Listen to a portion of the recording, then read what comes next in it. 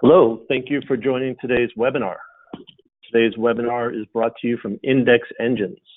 We're going to be talking about governance and compliance with the GDPR. Today's session is not really about another vendor pitching features and functions. We're really going to talk about workflow and what our customers are doing to become governance ready in support of this new regulation. My name is Jim McGann. I'm Vice President of Marketing with Index Engines. I will be taking you through the presentation today.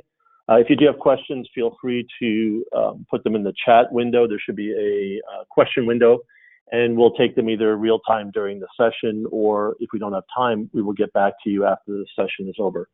My email address is also there. If you want to send a direct email, you can do so using that email address, which I'll put up at the end of the session as well. For those of you not familiar with Index Engines, we are a software company. We're focused on data governance. We have a number of unique aspects to our technology. It's really designed for large petabyte class data centers. We do have clients that measure data in tens or hundreds of terabytes, but we also work with large global financial services firms that measures data in tens or hundreds of petabytes. It's very scalable, supports unstructured files and emails. And it really has a unique ability to support not only primary data, your data on your networks and file shares, but also legacy backup data, which is a topic we will speak of today as well. Our focus really in general for our technology is helping customers find, manage, and govern data based on their corporate policies. We are located in the US. We have a presence around the world, in EMEA and APJ. We've been in business since 2004. We have partners in different sides of the business. On the IT side, we have a key partnership with Dell EMC. We also partner with Amazon AWS. On the governance side, we're partnered with advisory firms like EY, FTI, and a whole slew of others that are providing advisory services. Our technology is patented. It's being used, like I said, at large financial services firms, government agencies, healthcare organizations, manufacturing firms, pharmaceutical firms. Typically those organizations that have significant regulatory requirements around unstructured data. As most of you know, I'm sure, the GDPR is going to be taking place this year. May 25th is the deadline. So organizations are really focused on really changing their policy and their attitude on how they manage personal data. So it really puts that data back in the hands of citizens, allowing them the right to access, rectify, erase, restrict, migrate data. There's a whole bunch of different articles of the GDPR, but really what we're talking about is really the personal data management is what the topic is on today's session. Obviously, the penalties, a lot of vendors talk about the penalties. 4% of turnover is significant. Not every fine will be at that level, but it really gets a lot of organizations to stand up and take notice. And we are working with some of the largest organizations in the globe today to become compliant, not only organizations in the EU, but also organizations in the US and other countries that do business in the EU. So, really what we're going to talk about today is how do you get detailed knowledge of content that contains personal data? And the definition of personal data in this regulation is very vast, very vague, but it's really anything, any information relating to an individual or identifiable person directly or indirectly. So it could be the IP address on your computer. It could be obviously your identifier or license plate number. So it's very wide and very fast, anything that could connect you to your data. Like I said, there's many articles for this regulation. There's 99 articles. There's really only about 9 or so that talk about the data access and data management. So these are the ones that we're really talking about today, the rights for erasure, rectification, access, and so on, portability. There's also a number of security features built in there. After all, GDPR is talking about data protection. So there's a number of security data breach requirements in this regulation that we'll talk about as well. So we do a lot of work with Gartner. Gartner, the advisory firm, technology advisory firm that really has a lot of interesting things to say.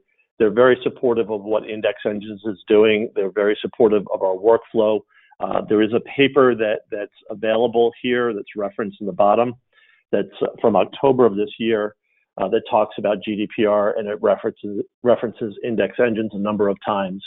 But it really, we agree with Gartner here that obviously it's going to have a major impact of how organizations manage structured and unstructured content. The reason we're talking about unstructured content is it's typically not managed in the data center as well as the structured data is. Structured data being, in a searchable database, most organizations have tools to be able to manage that. However, it's the unstructured data that's not managed that causes heartache and concern for data centers globally. So, what Gartner recommends, and there's a number of references to Gartner in this presentation, is that you really need to look at existing practices and look at new technology adoption. There's really not the class of being able to classify, search, manage, and control data, unstructured data in the data center that's required by this regulation. So it's going to really require the adoption of new technology. So you'll see this wheel. Index Engines has developed this workflow. This workflow is really designed to take customers through a process and a methodology that will help them become governance ready. And governance ready, could go beyond just the GDPR regulation. The other benefits of becoming governance ready is that you can help support things like e-disclosure, e-discovery, legal compliance, other regulatory requirements that your organization may have by implementing this workflow.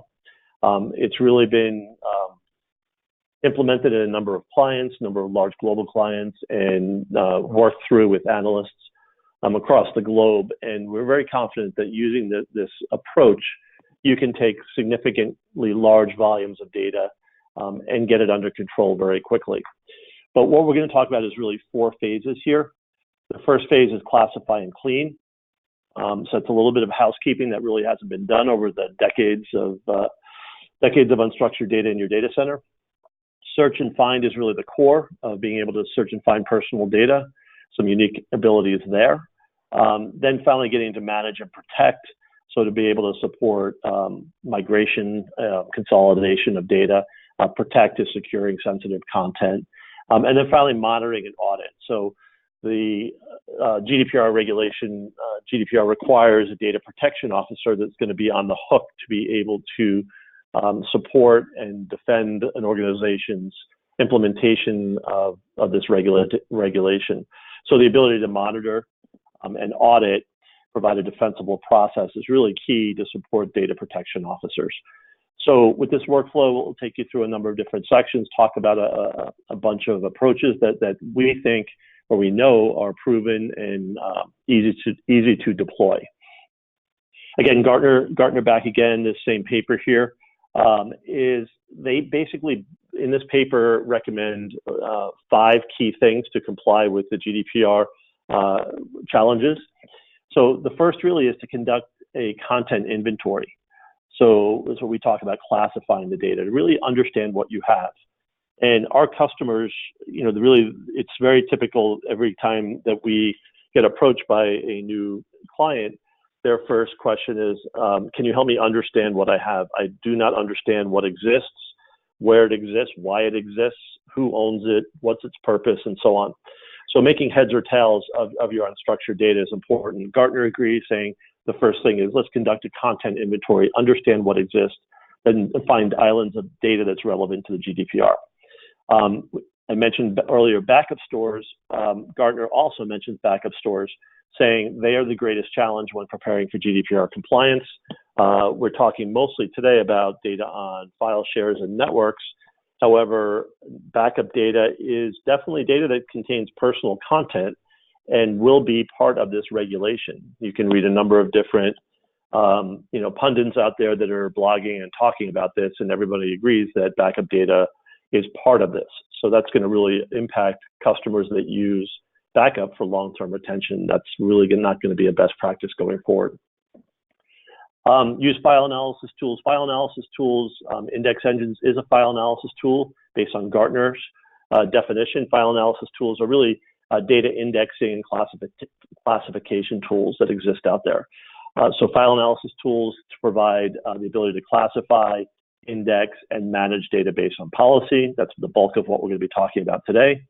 It's the people, process, and technology. So here's about the people. Leverage your current e-discovery practices and personnel to prepare for GDPR compliance. And then really, apply these initiatives really to better understand and better support other governance initiatives that exist. So I think what's going to be interesting is when customers start implementing this fully, they will see that other activities that they've struggled with, like e-discovery and other regulatory compliance issues, will become much more simplified. So those are the 5 key aspects to what Gartner recommends. Index engines being the only technology in the market today that can satisfy all those 5 issues, including backup data. So we're pretty excited about that.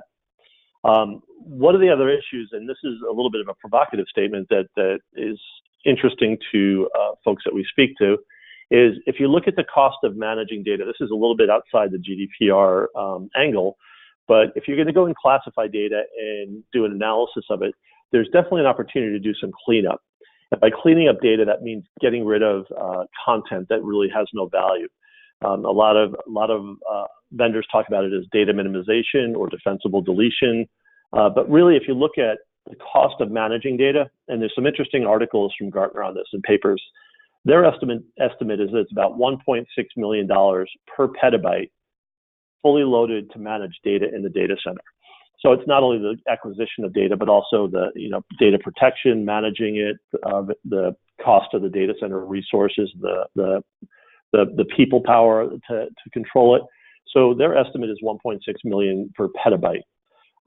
So one of the things that we've seen when customers start implementing classification technology like index engines to start organizing and managing data is they can go through a cleanup, get rid of data that's aged, outdated, redundant, obsolete, and reclaim petabytes of content.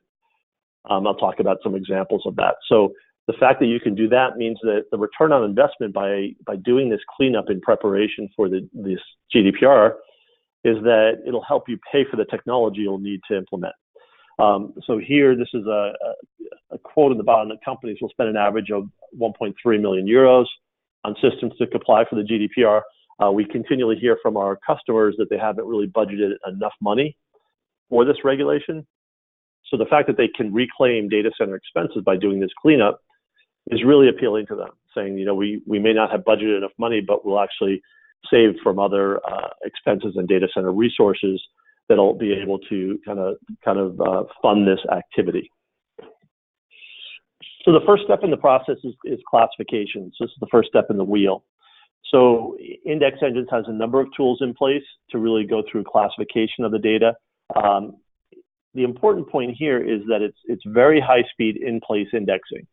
A number of vendors are out there pitching that you need to move data into archives or move data into their repository in order to index it, classify it, and manage it. That's a lot of work.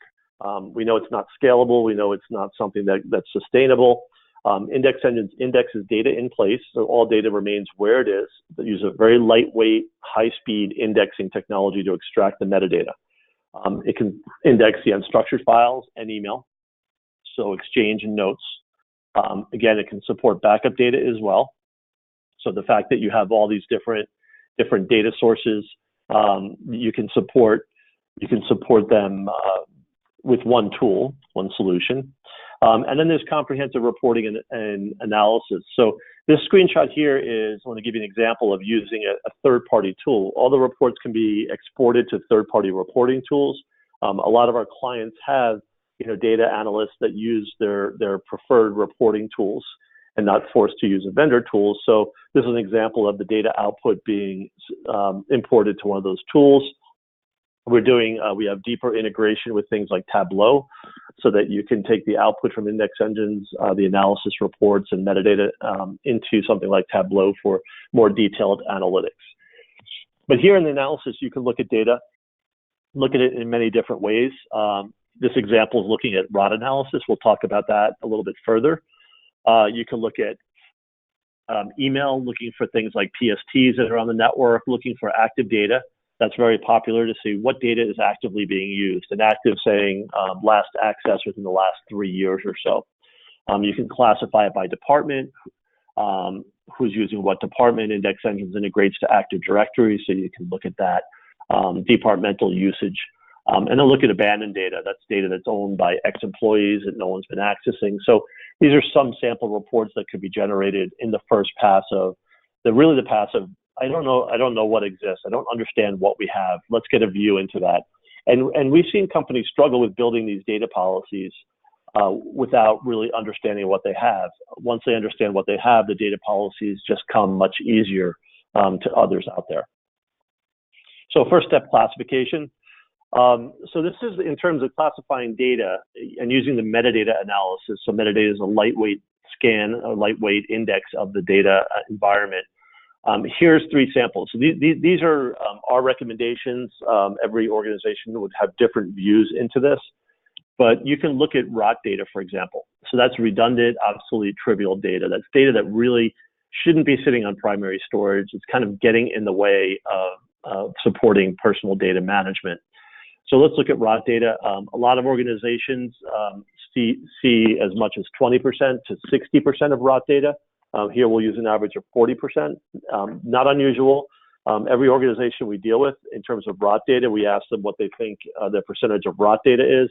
They'll come with a very low number. We'll do an analysis here with them, and then they'll find that it is closer to 40%.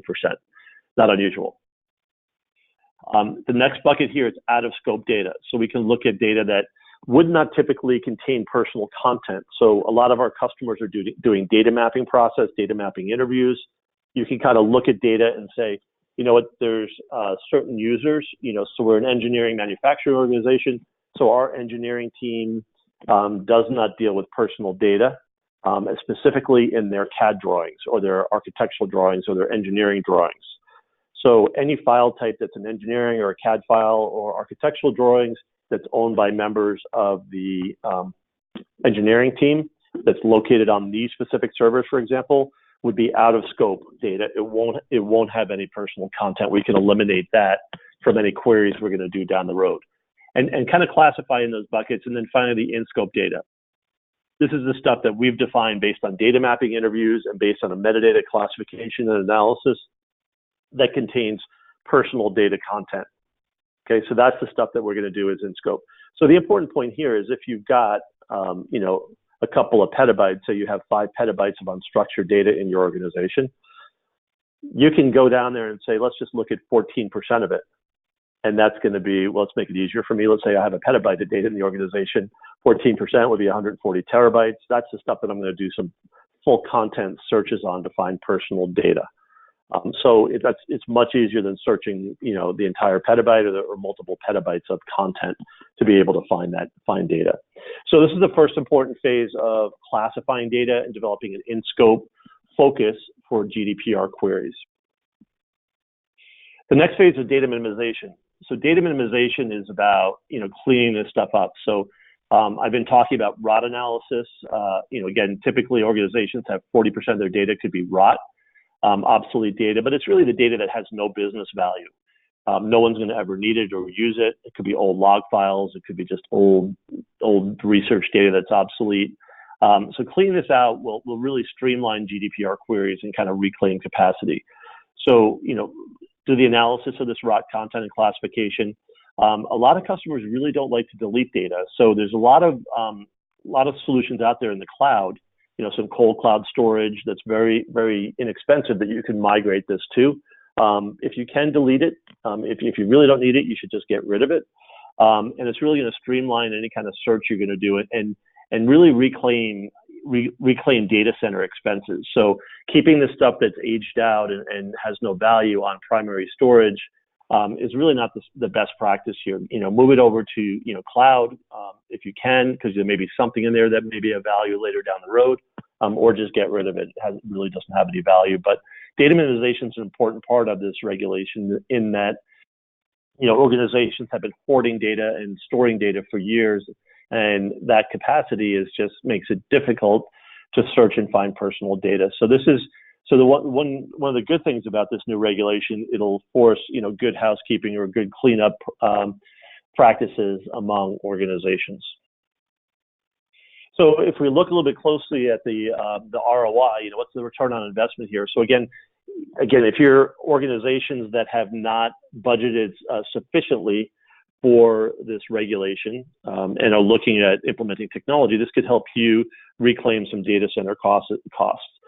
So again, if we here look at this analysis of 500 terabytes of data, for example, if we use the Gartner quote of a petabyte being $1.6 million a year, so this 500 terabytes will be $800,000 to manage annually.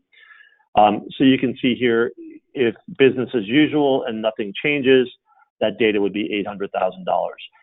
If you go classify it into different buckets, so active data, that's the stuff that users are actively using, which typically is a small percentage.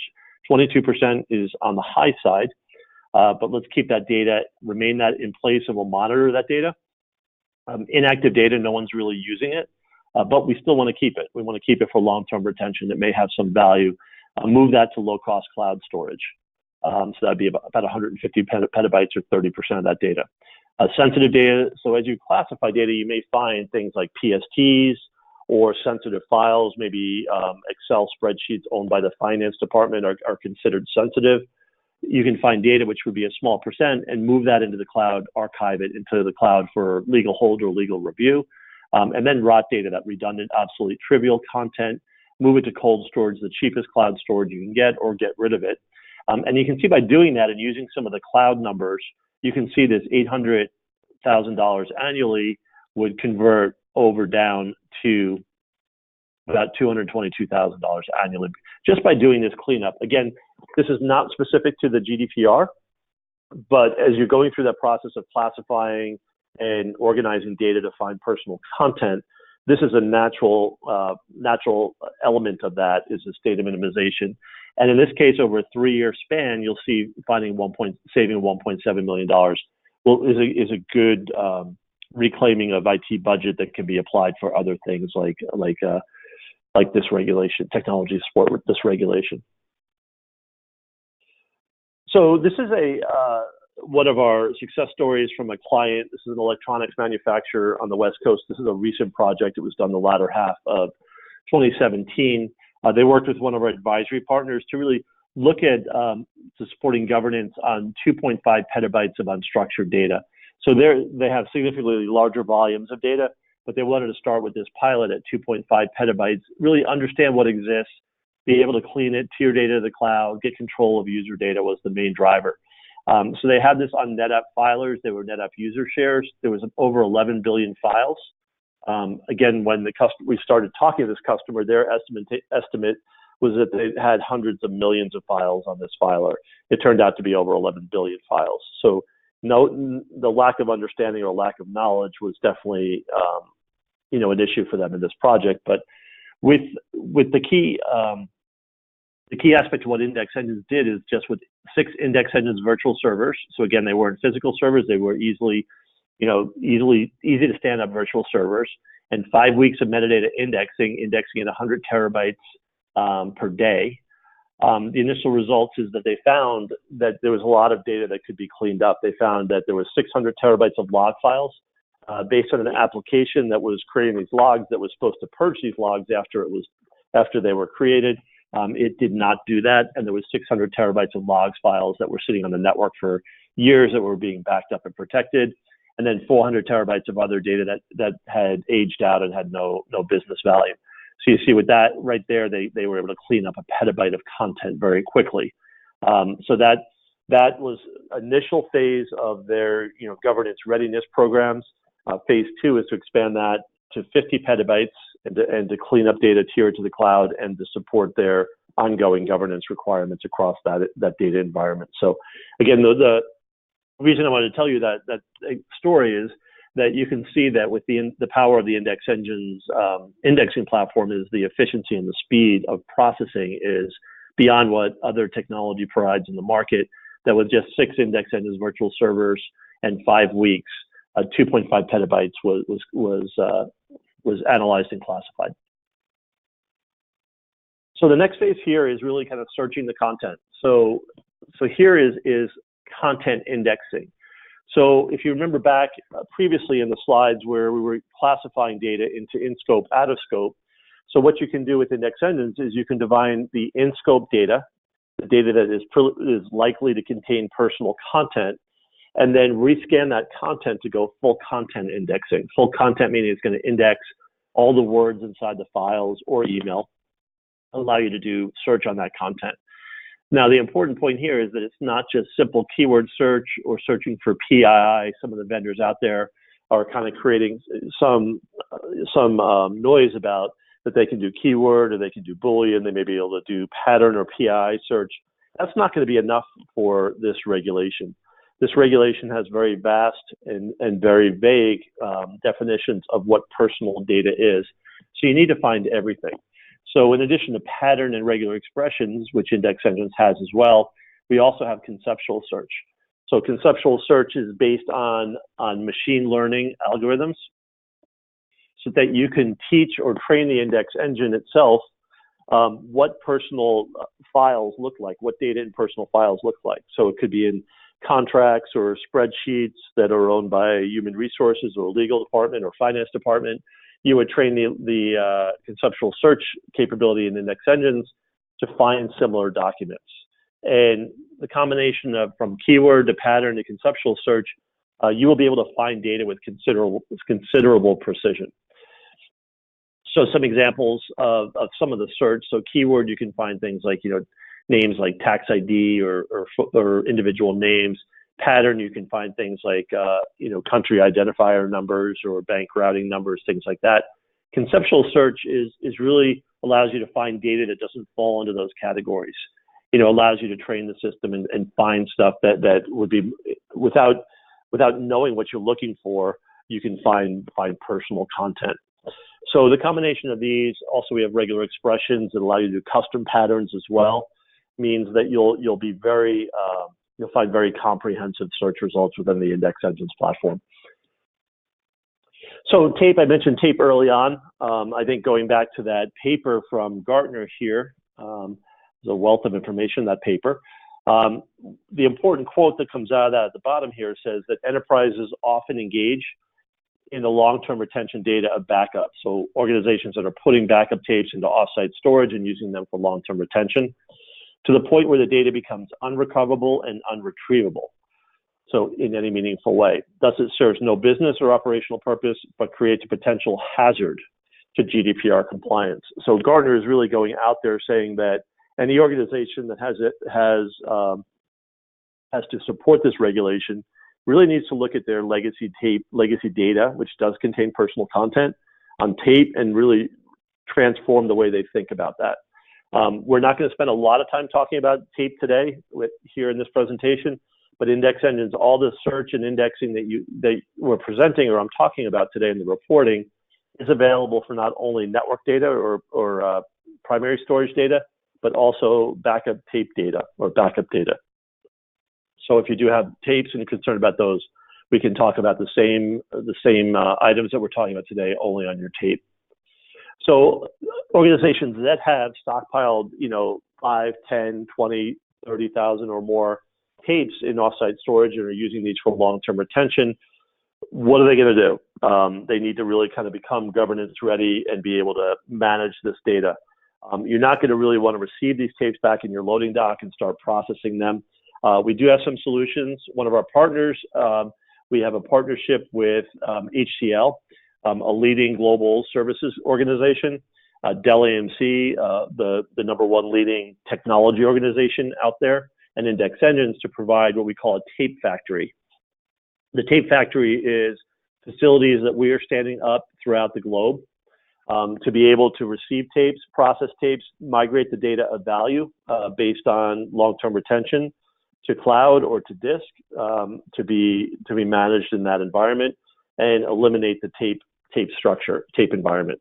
So this is a new service that we're just rolling out. And if you do have tapes and are looking at cleaning those tapes up, it's a cost-effective service that'll put data back in your hands and be able to manage it effectively to support something like this new regulation. The next step is data management. So once you've classified data and search data, within the search, there's the ability to tag content and organize it very efficiently. In the Index Engines platform, there's integrated disposition. So you can see file listings and so on. You can take action on the data. Everything you do is actionable. So integrated disposition includes migrating data, copying data, deleting data. You can monitor data in place. So if data is being actively used, you can just monitor it to see as it gets aged out or certain conditions occur. You can trigger a disposition activity. We have defensible deletion of data with no value, and we also provide integrated archiving. So to be able to archive and preserve data, especially doing that in cloud repositories or any object storage, to be able to control it. So the data management is built into the index engines solution. It's there. So as you classify it, search it, and organize it, managing it is just very easy to do. And that'll allow you to build these policies and build these, these search policies to support this regulation, and then to execute the proper disposition and get the data where it needs to be. Finally, moving down to protect. So there's a number of advanced features in the index engine solution to be able to, protect sensitive data. First of all, we recommend that if you have sensitive content that's not actively being used or there's no business value, is to clean that up and get it out of the data center. You may want to get it into a secure cloud environment if you want to keep it, or just purge it if you can. We have the ability through the index engines interface is to search and monitor activity logs. So you can find specific users and files that they're accessing.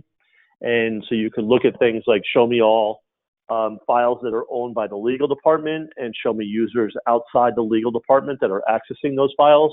And there may be certain users that are accessing those files frequently. So that may be some interesting activity that should be investigated, looking for potential rogue employees that could result in some breach of data.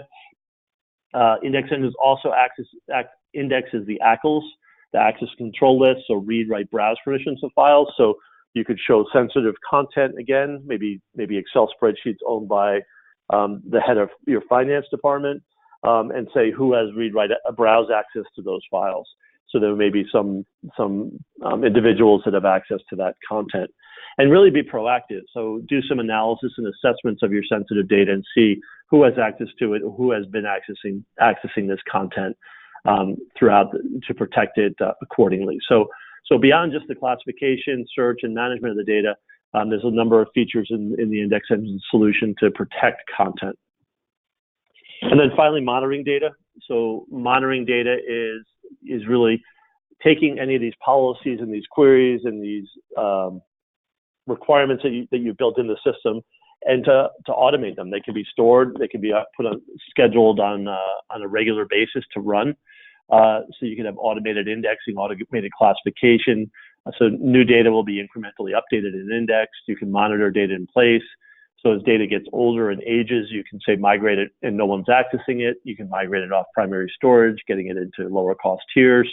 And so you can automate this with, there's automated reporting, there's automated email notifications, and so on that exist here.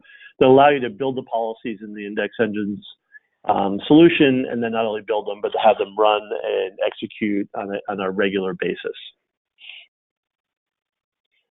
So we're wrapping up here. I mean, we're trying to keep this short, 30, 40 minutes, which we're right on schedule here.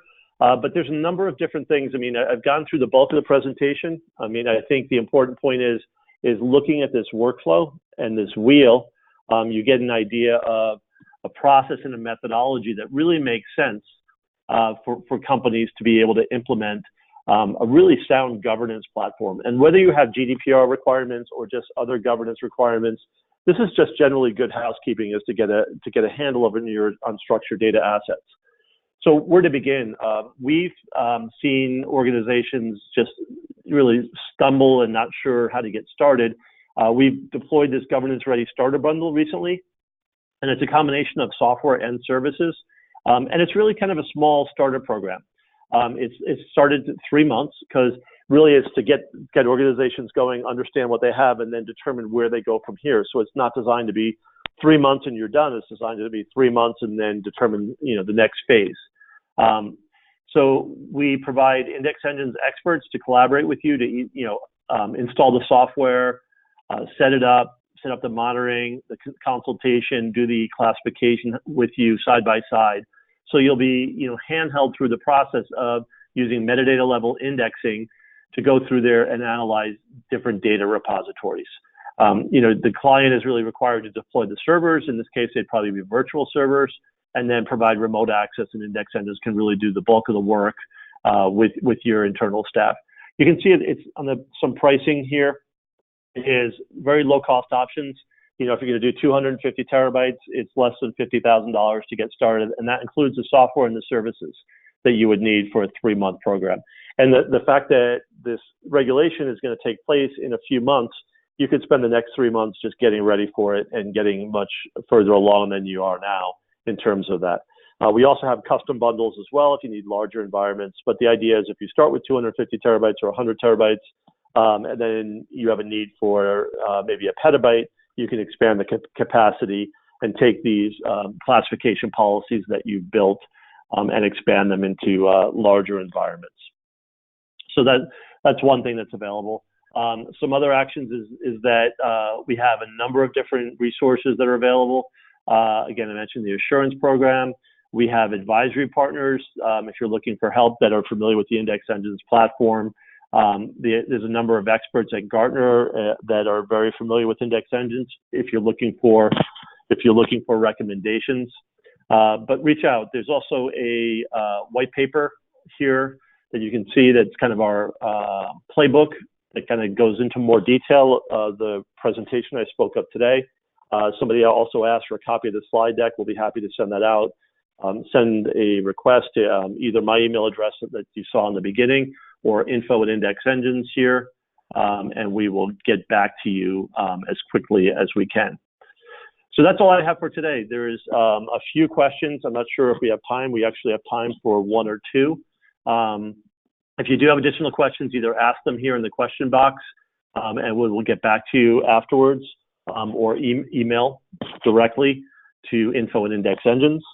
One of the questions was asking about, if we have representatives in the UK. Yes, we do. We can connect you with those contacts. We have representatives all throughout the globe that can help you.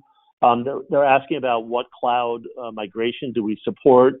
We support all the common cloud environments. We have an S3 connector that will connect to cloud environment. The beauty of our cloud migration is that we just don't put the raw or the native data up there. We put it wrapped in a Index Engines repository that maintains the index. So you can put the native data will be inside this repository with the Index Engines index, that it remains completely searchable so that you can look at it and find it anytime. You also can apply retention policies to the data as well, so you don't over collect or over preserve data.